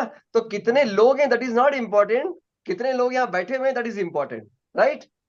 ये महत्वपूर्ण होता है जो इस समय सामने है। तो मैं तो एक संख्या पूछ रहा हूँ आपसे, ठीक है तो ना। यहाँ अब जो मेरी भी आपसे बैठे हुए जिज्ञासा हैं। है कि मैं अभी छोटी युवा शक्ति से भर्ती हुआ हूँ, अभी 2 साल पहले मैं, तो मेरा ये निवेदन था कि मुझे युवा शक्ति को थोड़ा बढ़ाना है, राइट।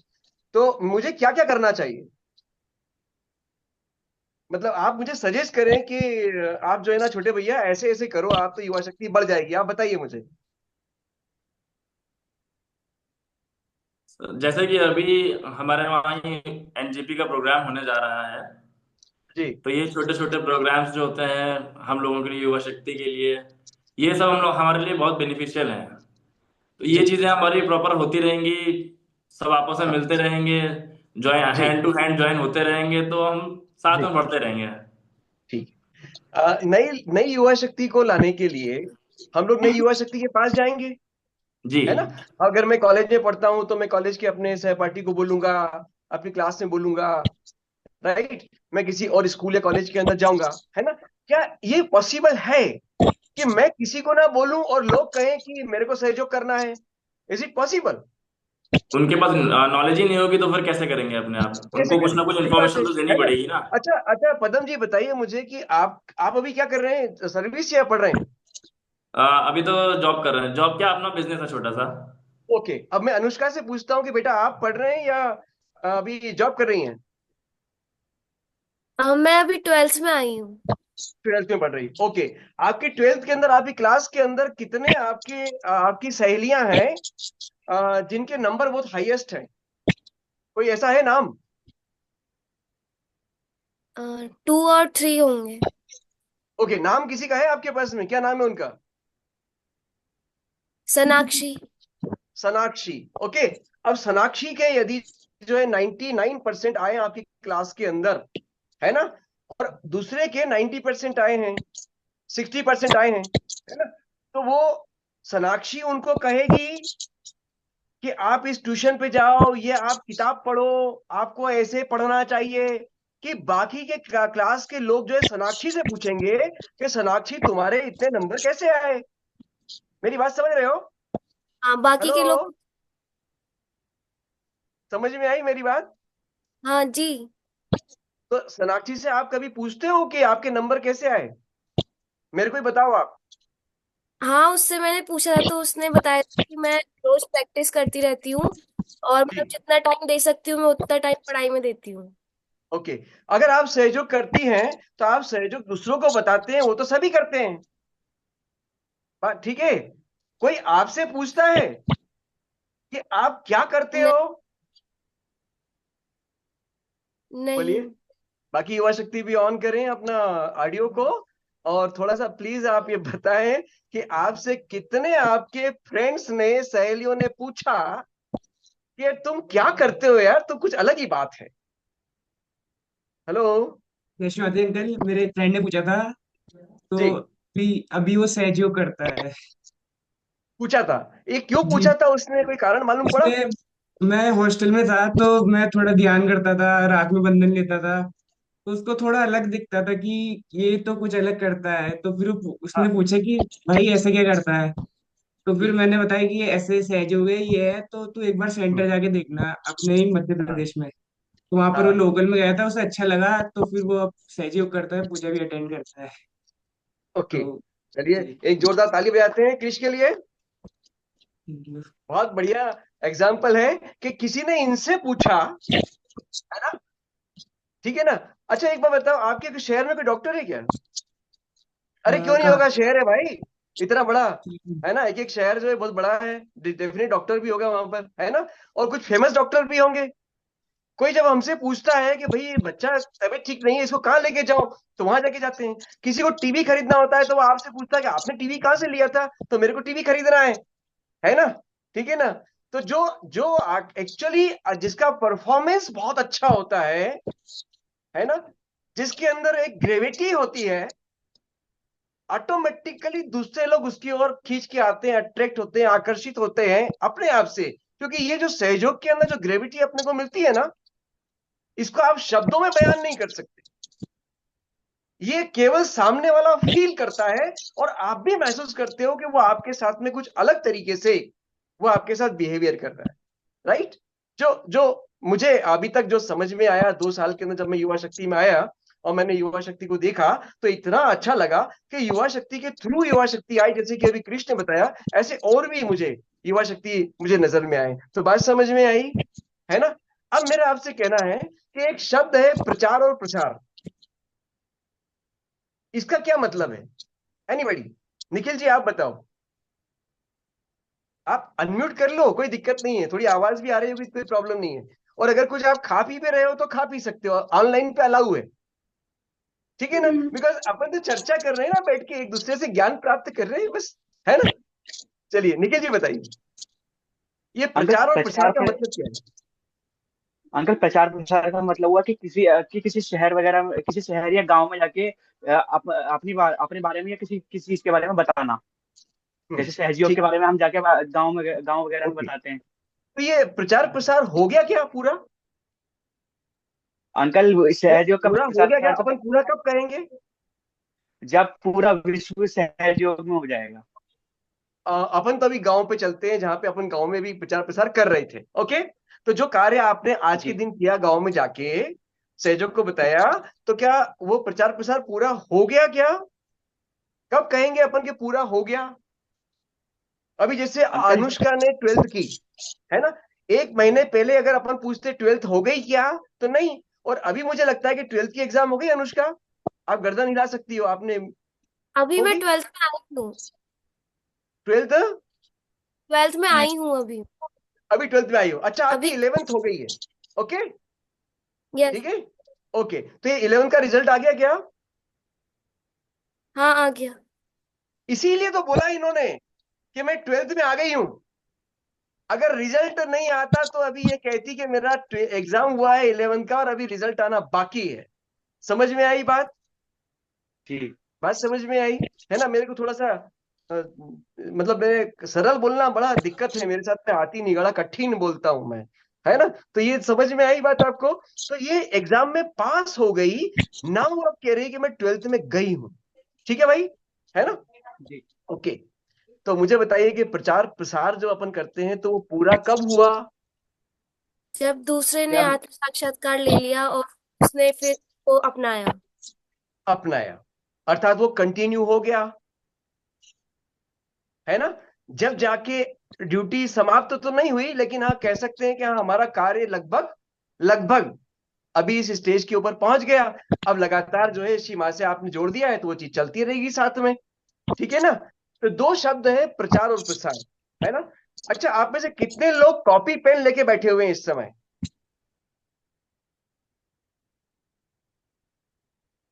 हेलो, कितने लोग बैठे हैं कॉपी पेन लेके? नहीं ना? है कोई? आप बताएं, आप वहीं से अपना अनम्यूट करके जोर से बोले, मेरे सामने तो अभी 8 लोग दिख रहे हैं, है ना? कितने लोग बैठे हुए हैं कॉपी पेन लेके? है कोई? देखिए कुछ लोगों ने तो अभी वीडियो भी ऑन नहीं किया हुआ है। चलिए कोई बात नहीं। चलिए मेरा आपसे एक विनम्र निवेदन है, छोटे भाई का 2 साल पहले आया हूं मैं आप लोगों की युवा शक्ति के अंदर। तो मेरा आपसे विनम्र निवेदन है, अगली बार से जब भी कहीं ऑनलाइन बैठो या ऑफलाइन बैठो, ठीक है, ये सबके लिए नियम लागू होता है, बट युवा शक्ति के लिए 101% लागू होता है। ठीक है, मुझे कहा गया था कुछ प्रश्न पूछेंगे तो मैं घबरा गया। जब विनोद भैया ने, त्रिपाठी जी ने फोन किया कि आपसे प्रश्न पूछे जाएंगे, तो मैंने कहा प्रश्न के उत्तर ताऊ जी देंगे, है ना, मेरे में इतना नॉलेज सब चीजें नहीं है। तो वो गुड़ बातें जो है वो बताएंगे आपको, ठीक है। तो वो विनोद भैया बोले फिर आप क्या करोगे, मैंने कहा मेरे को इधर उधर की बातें करना खूब सारी आती है, तो मैं 10-15 मिनट तो ऐसे ही निकाल दूंगा, कोई दिक्कत नहीं है। ठीक है, तो अभी जैसे एक बात मैंने निकाली आपसे कि कितने लोग कॉपी पेन लेके बैठे हैं, तो चलो कोई बात नहीं, आपकी कॉपी पेन मुझे दिख नहीं रही है क्योंकि पर्दे छोटे हैं, मोबाइल पे बैठा हूं मैं, लेकिन आगे से कॉपी पेन लेके बैठना है, एक डायरी बनाइए, ऑफलाइन हो या फिर ऑनलाइन हो, किसी भी सेमिनार के अंदर अभी आपके यहाँ पे आदिशक्ति पूजा होने वाली है 6, 7, 8 को, मालूम है ना आपको, है, मालूम है ना?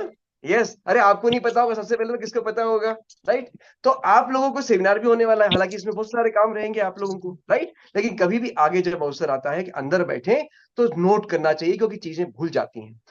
जरूर से यहाँ का रिकॉर्डिंग का बटन चालू है ना, रिकॉर्डिंग हो रही है, लेकिन पक्का मान के चलो कि जब हमारे पास में कोई चीज रिकॉर्डेड होती है, हम बहुत मुश्किल से उसको पूरा देखते हैं। बताइए सच बोल रहा हूं कि नहीं? बोलो हाँ।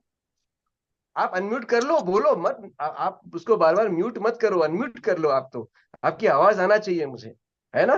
तो क्या हो गया, तो हमेशा जो है अपने हाथ से लिखा हुआ, जब हम अपने हाथ से लिख लेते हैं तो कितनी हमारी सेंसेटिविटी ने यूज किया, ज्ञानेंद्रियों ने उपयोग किया। पहले हमने सुना, राइट, फिर उसको मस्तिष्क के अंदर गया और फिर हाथ से उसको लिखा, और लिखे हुए को अपनी आंख से देखा, तो कितनी ज्ञानेंद्रियां उपयोग हुई? हेलो, यार। बोलो, 3 हो गई? जी 3 हो गई, ओके। तो हमारे एजुकेशन के अंदर एक कहावत है बहुत अच्छी, मध्य प्रदेश के अंदर, कि मैंने सुना तो भूल गया। अब अभी अगर कॉपी पेन होता तो आप नोट कर लेते कि मैंने सुना तो भूल गया, देखा तो कुछ कुछ याद रहा, और करके देखा तो सब कुछ याद हो गया। बात समझ में आई?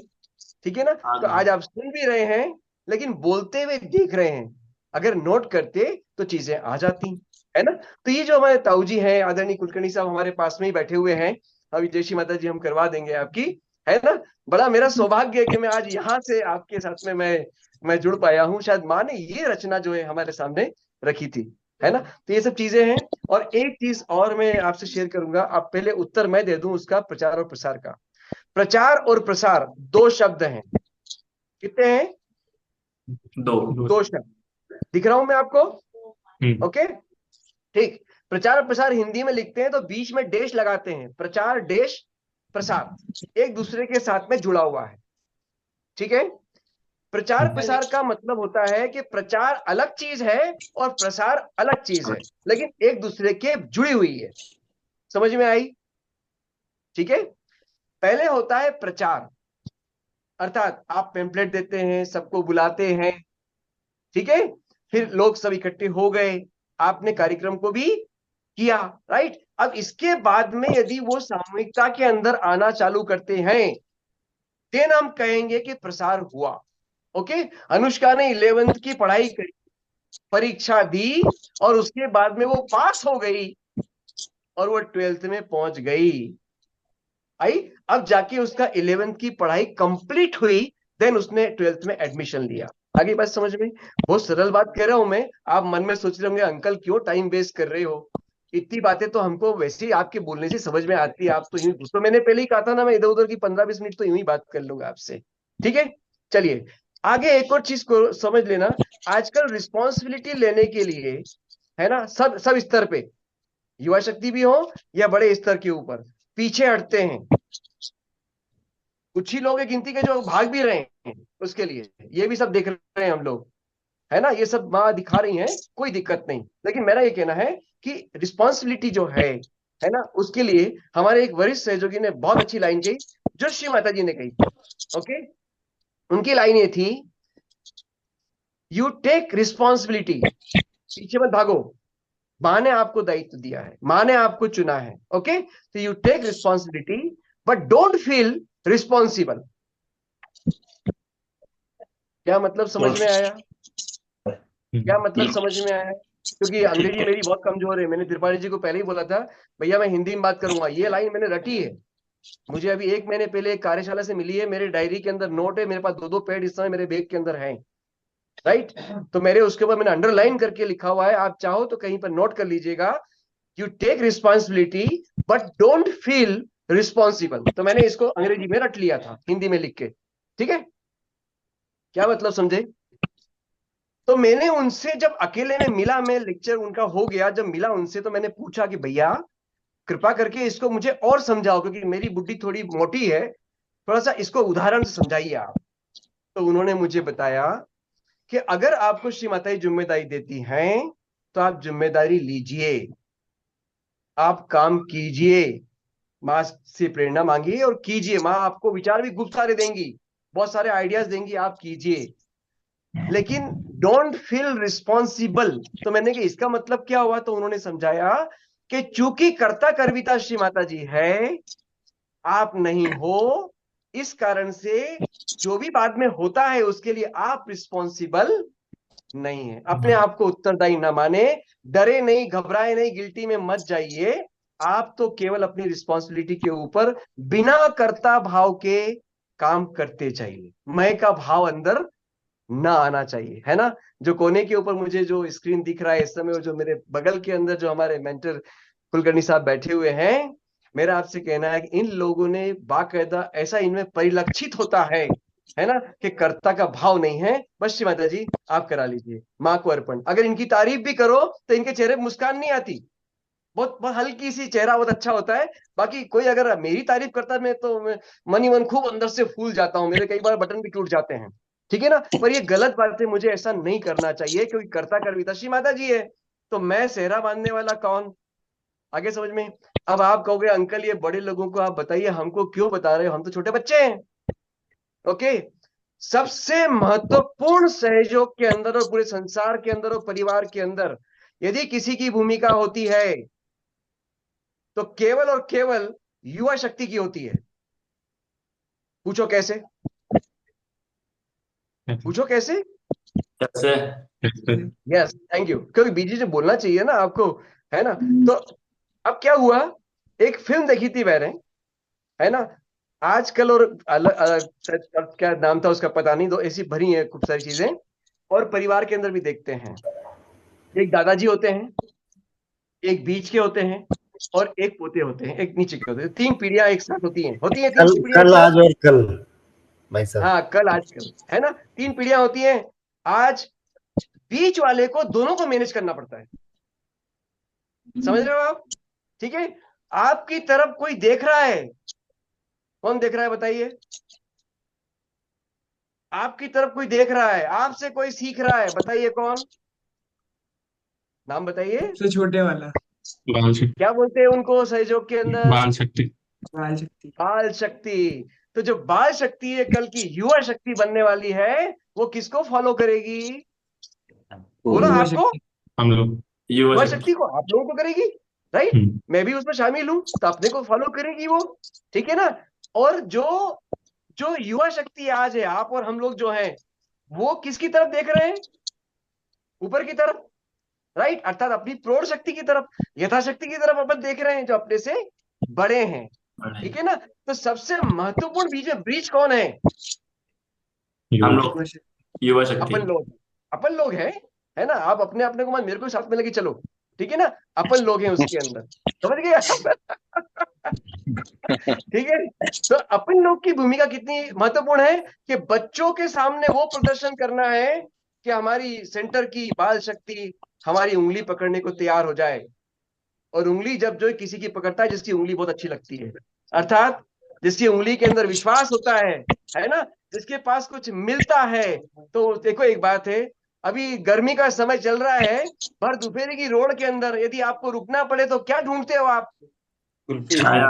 छाया, राइट, है ना? तो छाया ढूंढते हो, तो छोटा किधर ढूंढता है? जिसके पास छाया मिले, छाया का मतलब होता है कि जिसके पास में विश्वास मिलेगा, है ना, कुछ मिलेगा, वो आपकी उंगली पकड़ता है। और अपन ने किसकी उंगली पकड़ रखी है? तो ताऊ जी की पकड़ रखी है, कुलकर्णी साहब की पकड़ रखी है, राइट, अपने अमर भैया की पकड़ रखी है। ठीक है, ठीक, ये सब चीजें हैं। तो ये एक एक चीज ट्रांसफर होती है। तो कभी भी एक बात का ध्यान रखना, मेरे सारे जितने भाई बैठे हुए हैं यहाँ पे युवा शक्ति के, बहनें बैठी हुई है, मेरा विनम्र निवेदन है, ये दौर बहुत क्रिटिकल चल रहा है, सभी दूर, कोई भी सेक्ट अछूता नहीं है। मैं आपको सही बताऊं, बाकी मैं नहीं बोलूंगा, पर मेरा ये कहना है कि कभी भी अहम के अंदर मत आइएगा, कभी महत्वाकांक्षा मत रखिएगा, केवल नाव के अंदर बैठिएगा, पतवार को फेंक दीजिएगा। नाव पे विश्वास है तो नाव की धारा के अंदर नदी को जाने दो, नाव को जाने दो, वो डेफिनेटली उस सागर में लेके जाएगी जिसका नाम केवल और केवल परमात्मा का संसार है, केवल प्यार का सागर है, वो वहीं लेके जाएगी। ठीक है ना, क्योंकि नदी की धारा अल्टीमेटली सागर में जाके और मिलती है। ठीक है, तो मेरा ये कहना है आपसे कि कभी भी किसी चीज में मत जाइए, है ना। अगर कुछ कहा जाता है ऊपर से तो उसको बहुत इजीली लीजिए कि कोई कारण होगा जो श्री माता जी ने इनके मुख से हमारे लिए कोई चीज कहलवाई है। देखिए, कहना आसान है, लेकिन जब हमारे साथ में होता है ना, उस समय हम कितनी परीक्षा के अंदर उतर पाते हैं, ये बहुत बहुत इंपॉर्टेंट है। लास्ट के अंदर, चूंकि मैंने तो बहुत सारा आपका टाइम खराब कर दिया, तो मैं लास्ट में एक चीज आपसे जरूर और रिक्वेस्ट करूंगा, छोटी सी, बहुत सारी और कभी मौका लगेगा तो आपसे बातचीत करेंगे। कैसे 3 दिन के शिविर हम युवा शक्ति के लिए अरेंज कर सकते हैं, उसके ऊपर बात कर सकते हैं, और वो भी ऐसा कि जिसके अंदर 90% से 99% तक उसका रिटेंशन रेट होगा। मतलब जो शिविर होगा उसके अंदर बाकायदा इतनी परसेंटेज के अंदर लोग सहयोग के अंदर रुक जाएंगे। अभी अभी क्या होता है परसेंटेज? अभी परसेंटेज होता है 1 to 5। मानते हो मेरी बात को? यदि 100 लोग आपके प्रोग्राम के अंदर आए हैं तो कितने सहयोग में रुकते हैं? ऐसे ही है, बोलिए, बहुत कितने? कम, 5% से कम ही होगा। 5% से कम हो जाते हैं, है ना। कई बार एक आदमी भी नहीं रुक पाता है, ये भी होता है, राइट। लेकिन एक प्रोग्राम है 3 डेज का, मैं सिर्फ आपको उसको मैं थोड़ा सा शेयर करूंगा। यदि आप उसको आदिशक्ति पूजा के बाद में, क्योंकि 8, 9, 10 को हो जाएगी, तो 15 जून तक आप फ्री हो जाएंगे। उसके बाद में आप जून के अंदर उस बचे हुए टाइम के ऊपर आप कर सकते हैं। और छोटे बच्चों के लिए आप कार्यक्रम कभी आगे, हम लोग 1 अप्रैल से उसकी ट्रेनिंग शुरू कर देंगे मध्य प्रदेश के अंदर। और लास्ट ईयर हमने 25 जिलों के अंदर जो है 10-10 दिन के बाल संस्कार शिविर आयोजित किए हैं। क्योंकि एक बात और है, कहीं हमारी पीढ़ी के अंदर से थोड़ी त्रुटि हो गई थी कि हम उस समय बच्चों को इकट्ठा नहीं कर पाए। शायद अमर भैया हमारी बात से सहमत होंगे कि शायद आज से 10 साल 15 साल पहले, आज सब लोग ये कहते हैं कि युवा शक्ति कम हो गई है। युवा शक्ति कम नहीं हुई है, युवा शक्ति प्रौढ़ शक्ति हो गई है। युवा शक्ति थी, राइट, लेकिन वो प्रौढ़ शक्ति हो गई है। केवल एक त्रुटि हो गई थी कि हम बच्चे ज्यादा बटोर नहीं पाए थे, इकट्ठे नहीं कर पाए थे, सहयोग में ला नहीं पाए थे, जो आज युवा शक्ति में कन्वर्ट हो जाती है। उम्र तो सबकी बढ़ती है ना, ठीक है ना। तो आप अभी आगे बाल संस्कार शिविर, तो कभी भी 1 अप्रैल के बाद में हम लोग ऑनलाइन जो है अभी ट्रेनिंग प्रोग्राम शुरू करेंगे कि आप 10 दिन का बच्चों का शिविर कैसे कर सकते हैं, राइट, 15 साल के बच्चों का। और आपको ये पता होगा कि 15 साल से लेके जो हमारे युवा हैं इस समय 15 से 25 या 29 साल तक के 48 करोड़ हैं। कितने? 48 करोड़। और अगर 0 से लेके यदि हम आंकड़ा 29 साल तक का लेके आए तो आपको आश्चर्य होगा, 66 करोड़ के लगभग बैठता है, 62 से 66 करोड़ के बीच में संख्या बैठ रही है। ठीक है ना। तो ये अकेली कोई आपके कुमाऊं को छोड़ के नहीं है, ये सब उसमें शामिल हैं, राइट। सभी को ये रेशो लगभग आपको यही चीज मिलेगा। तो हमारे पास में युवाओं की शक्ति और बच्चों की शक्ति बहुत बड़ी संख्या के अंदर है। तो एक तो ये कि बाल शक्ति के लिए आप जो शिविर करें, बाल संस्कार शिविर, नॉट सहज नहीं रखा है ना, बाल संस्कार, तो उसके बहुत सारी चीज बताऊंगा। आपको कुछ नहीं करना है, आप सेंटर पे बैठे, आपके यहाँ बच्चे आएंगे, क्योंकि आप निशुल्क, आप जो है बच्चों का समर कैंप शुरू कर रहे हो, राइट। तो उसके बारे में बात कभी और करेंगे आपसे। सेकंड नंबर पे संक्षेप में बताऊंगा कि 3 दिन का आप युवाओं का शिविर करिए जब आप फ्री हो जाए, ठीक है। और युवा शक्ति का उसमें अच्छा पार्टिसिपेशन रहेगा, बड़े आपके सब साथ में हैं, राइट। उसके अंदर 3 दिन का रखिए। आप केवल एक गूगल फॉर्म बनाइए, उस गूगल फॉर्म को आप जो है अपने सेंटर के ऊपर कहिए कि जितने भी सहयोगी हैं सामूहिकता में, वो अपने अपने मोबाइल के ऊपर जितने अदर देन सहयोगा ग्रुप हैं उन सब में डाल दें, और आपके पूरा सोशल मीडिया के ऊपर डाल दीजिए, ठीक है। और पेपर में एक न्यूज दीजिए बस, कि ध्यान केंद्र के ऊपर या पर्टिकुलर स्थान के ऊपर 3 दिन का 15 से 25 और 25 से 45। मैं फिर आपको एक बात कहूंगा, 45 तक के लोग ज्यादा टेंशन में है इस समय, 30 से लेके 45 तक के लोग, और 15 से 25 तक के लोग जो है वो फ्रस्ट्रेशन में है, क्योंकि पढ़ाई कर रहे हैं, बहुत सारी चीजें उनके साथ में है। 3 दिन का शिविर 2 घंटे का होगा, और ओनली फॉर 30 और 40 पार्टिसिपेंट्स ओनली, हमने उसको लिमिट कर दिया। अब आएगा कौन? जो गूगल फॉर्म भरेगा, तो उसने अपनी मर्जी से आपके पास बोला, एडमिशन लिया उसने, राइट। अब उसको आप बुलाएंगे, तो 15 से 25 का ग्रुप अलग रखें, शाम को 5 से 7, और सुबह के समय के ऊपर 7 से 9 में 25 से 45 का ग्रुप रखिए आप, ठीक है। जो हमने प्रयोग किए वो बता रहा हूं आपको, मैं कल शेयर कर रहा हूं, ठीक है। एक ही रखिए। इसके अंदर जो ये घंटे 2 घंटे का रहेगा टॉपिक, ओनली 30 मेंबर्स के लिए। इसीलिए मैंने कहा कि यहाँ 90% से ऊपर जो है रिटेंशन होगा, क्योंकि जितने लोग आ रहे हैं वो अपनी मर्जी से आ रहे हैं। समझ में आ गया सब लोगों को आपको? ओके। यहाँ पर आपके अंदर 40 मिनट के अंदर आप ओनली 10 मिनट बात करेंगे फर्स्ट डे सहयोग की, और उसके बाद में आप उनको रियलाइजेशन देंगे। तो कम से कम समय 15 से ऊपर जो है मिनट का आप रियलाइजेशन पे लगाएं, अनुभूति पे लगाएं। और उसके बाद में 20 मिनट का फूड सोकिंग, 25-30 टब लाइए, 20 रुपए का एक टब आ जाता है आराम से, इतना बड़ा, 20 रुपीज का। हम लोगों सब सेट किए हुए 40-40, 50-50, ओके। ये आ जाइए। उसके बाद में 20 मिनट की चाय का ग्रुप रखिए। अब यहाँ चाय पिलाना उद्देश्य नहीं है, यहाँ उद्देश्य है उन बच्चों से बातचीत करना, उस बहाने से, क्योंकि उस समय पे वो ध्यान कर चुके होंगे, फुट स्टॉकिंग कर चुके होंगे। अब उनसे आपको बात करने का 1-to-1 का मौका मिलना चाहिए, जो मिलता नहीं है अपने सेशंस के अंदर, ठीक है। उसके बाद में एक टॉपिक होगा 40 मिनट का, जो कि जैसे पर्सनालिटी डेवलपमेंट थ्रू सहयोगा, स्ट्रेस मैनेजमेंट थ्रू सहयोगा, how to come out in depression से हम कैसे बाहर आ सकते हैं, एडिक्शन से कैसे आ सकते हैं, इन सब की प्रदर्शनियां भी हमारे पास में है तैयार बनी हुई, जिसको हम कॉलेज के अंदर लगा सकते हैं, ठीक है। तो इस प्रकार का 3 दिन का प्रोग्राम अलग अलग टॉपिक्स के ऊपर होगा। अब आप बात मानिए, 3 दिन किसी के साथ आप 2 घंटे रहे हो, जो विलिंगली आया है, तो आप बताइए खुद कि श्री माता जी की कृपा होगी कि उससे इतना आपका उससे संबंध हो जाएगा उसके साथ में, कि उसकी 30 में से कम 25 लोग तो आपके पास में रुकेंगे, ठीक है। लास्ट में एक चीज 2 मिनट में कह के मैं अपनी बात को समाप्त करूंगा।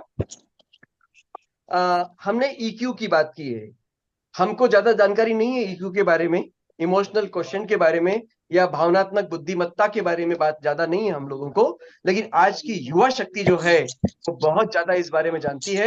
और कहीं पर ये श्री माता जी का लेक्चर है, मेरे पास क्लिप है, मैं भैया के पास से पहुंचा भी दूंगा। अंग्रेजी का है इसलिए मेरी समझ में कम आया, पर आप उसको अंडरस्टैंड कर लेंगे। मेरे को थोड़ा सा किसी माध्यम से समझना पड़ा उस चीज को। श्री माता जी ने एक एक चीज पे बोला है, तो इमोशनल इंटेलिजेंसी के ऊपर भी माँ ने बोला हुआ है, ओके। मेरा आपसे ये निवेदन था कि ये रिसर्च हो चुकी है कि सहयोग के माध्यम से, सहयोग की युवा शक्ति में भावनात्मक और क्रियात्मक पक्ष का जो बैलेंस है, राइट, जो आपका अपना एक तो होता है आईक्यू, है ना, इंटेलिजेंट क्वेश्चन होता है, और एक होता है ईक्यू। इन दोनों के बीच में जो बैलेंस है, केवल सहयोगी युवा शक्ति है जिसके अंदर ये बैलेंस प्राप्त हो सकता है, और होता है, हुआ है, राइट। बाकी सबके अंदर देखोगे आप तो उनका आईक्यू लेवल तो ज्यादा है, लेकिन उनके अंदर इमोशनल साइड जो है वो बड़ी कमजोर है, और जिसकी जरूरत जीवन के हर क्षण के ऊपर पड़ती है। एक बच्चा भी छोटा सा है, अगर उसको टॉफी चाहिए, राइट, तो वो आगे बढ़ के अपने माता पिता को खुश करने का प्रयास करता है, राइट। वो उससे बोलता है कि मैं ऐसा कर दूं क्या, तो एकदम से उसके भाव चेंज होते हैं, अर्थात वो भी इमोशनल इंटेलिजेंसी को जानता है, राइट। सरल रूप में कहूं मैं तो इमोशनल इंटेलिजेंसी की इतनी सी परिभाषा मेरी समझ में आई है कि जब हम अपनी भावनाओं के साथ में, है ना, अपनी भावनाओं के साथ में समझ लें, और सामने वाले की भावनाओं को समझ के दोनों के बीच में यदि हम एक सामंजस्य को समझ के स्थापित कर लें, तो ये चीज है। तो मेरा आपसे निवेदन है कि इमोशनल इंटेलिजेंसी के ऊपर काम जरूर से आप थोड़ा सा उसका उसके बारे में जानिएगा। और भावनात्मक बुद्धिमत्ता हमारे अंदर ही श्री माता जी की कृपा से बहुत बैलेंस रूप के अंदर आ सकती है, जिसकी जरूरत है। पब्लिक प्रोग्राम भी आप लेते हो, आप किसी से भी बात करते हो, तो जब तक आप सामने वाले को समझ नहीं लोगे उसके भावों को, जब तक उसके अनुसार आप बात नहीं कर सकते, तो श्री माता जी ने ये वाला जो एक जो समझ है यदि कहीं पर दी हुई है, तो वो केवल और केवल सहयोगियों के पास में है, सहयोगी युवा शक्ति के पास में है। जय श्री माता जी। मैं क्षमा चाहूंगा, मैंने बहुत अधिक समय आपका ले लिया। हर चीज की अपनी मर्यादा होती है, लेकिन अभी नया नया युवा शक्ति हूँ, तो अभी आपके सब प्रोटोकॉल पे ज्यादा समझता नहीं हूँ। तो बस एक आदत सीख ली है कि क्षमा मांग लो तो सब चीजें दूर हो जाती हैं। क्षमा, अच्छा सुना है सहयोग को सब क्षमा कर देते हैं, तो आप में क्षमा कर ही चुके हो। ओके, तो आप सबको जय श्री माता जी। और हृदय से श्री माता जी को धन्यवाद देता हूँ कि इतने अच्छे भाई बहनों के साथ में आज थोड़ी देर मुझे भी ज्ञान प्राप्त करने का, आनंद लेने का अवसर मिला।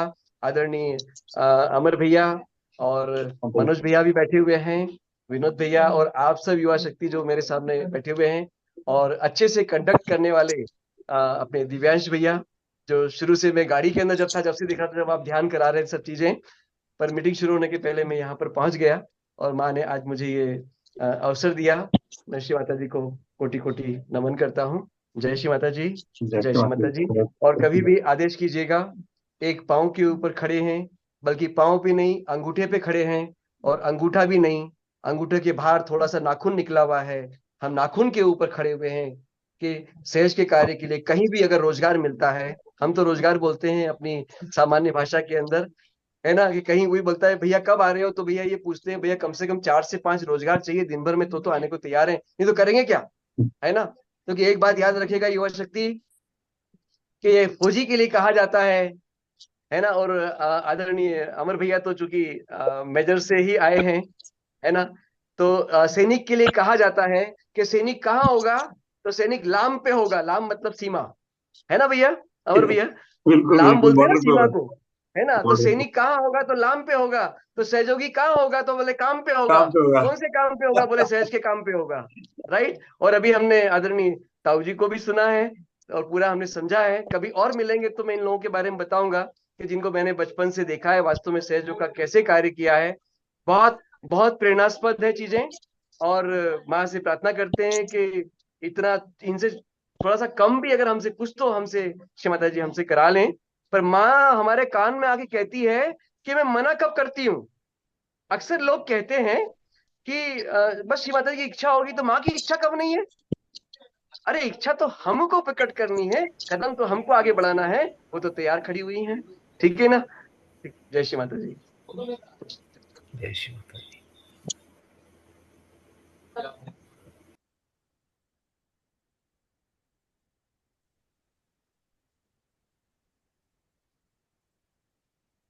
हाँ, अमर कुछ अंकल आप कुछ बोलना चाहेंगे? Okay. भैया जय श्री माता जी। हम क्षमा चाहेंगे, आज जो है ना, जो हमसे कहा गया था, हमारी आदत खराब है, टीचर है ना हम, और रिटायरमेंट के बाद में और भी थोड़े खराब हो गए हैं, क्योंकि 2 साल से कॉलेज ने भी नहीं छोड़ा हमको, हम भी नहीं छोड़ा। अभी भी हम डेली क्लासेस ही लेते हैं। तो थोड़ी आदत खराब है।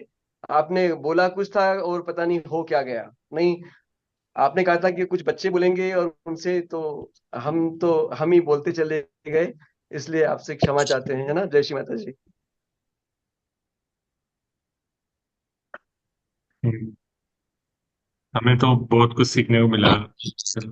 इतनी सारी आपने बातें बताई, हमारा तो सौभाग्य है। लेकिन अगर हम इसे नॉर्मल क्वेश्चन आंसर के फॉर्म में करते, शायद हमें इतनी सारे इंफॉर्मेशन नहीं मिल पाती। तो माँ ने जो कराया सब सही कराया, हमें बहुत अच्छी नॉलेज मिली है। और मैं तो डेफिनेटली कहूंगा कि इस रिकॉर्डिंग को मैं जरूर देखूंगा और मैं जरूर नोट्स बनाऊंगा, क्योंकि इसमें बहुत इंपॉर्टेंट इन्फॉर्मेशन है मेरे लिए और आई थिंक हम सभी के लिए। तो ये जी तो बहुत बहुत सौभाग्य है हमारा कि माँ ने इतनी सुंदर इन्फॉर्मेशन हमें दिलवा दी आपके माध्यम से। तो जय श्री माता जी भैया इस चीज के लिए। अ, अमर भैया कुछ आपको कहना है या फिर आगे फिर लास्ट। बहुत ही, अब क्या है, उनके साथ जब बात सुनते हैं ना तो वो ये दोनों एकदम क्लिष्ट हिंदी वाले भाषा है, तो हमको ऐसा लगता है यार हम फौज में रह के अंग्रेज बन गए, हम ज्यादा अंग्रेजी बोलते हैं। इनकी इतनी प्योर हिंदी है, उसके बाद फिर बात करने से एकदम आउट ऑफ प्लेस हो जाते हैं। लेकिन फिर भी बहुत पावरफुल सेशन रहा, और धन्यवाद है इन सब लोगों को जो कि 8 बजे से 9 बजे तक हमने टाइम रखा हुआ है, but it is 9:40 and people are sticking around, तो उनको समझ में आ रहा है क्या वैल्यू है इन सेशंस की। कम है लेकिन मजबूत है, जितने भी लोग हैं, है तो रजिस्ट्रेशन हमारे 200-250 हमारे ग्रुप में, लेकिन आते हैं हमारे पास 30-35-40 ही है। बट ठीक है, जितने हैं उतने शक्तिशाली है, और इतने और खड़े कर देंगे।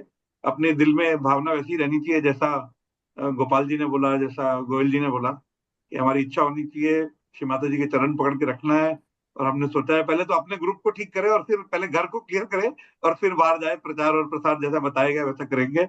और ये सैटरडे वाला सेशन चलता रहे, और बहुत ही बढ़िया एंकरिंग आप दिव्यांश कर रहे हैं।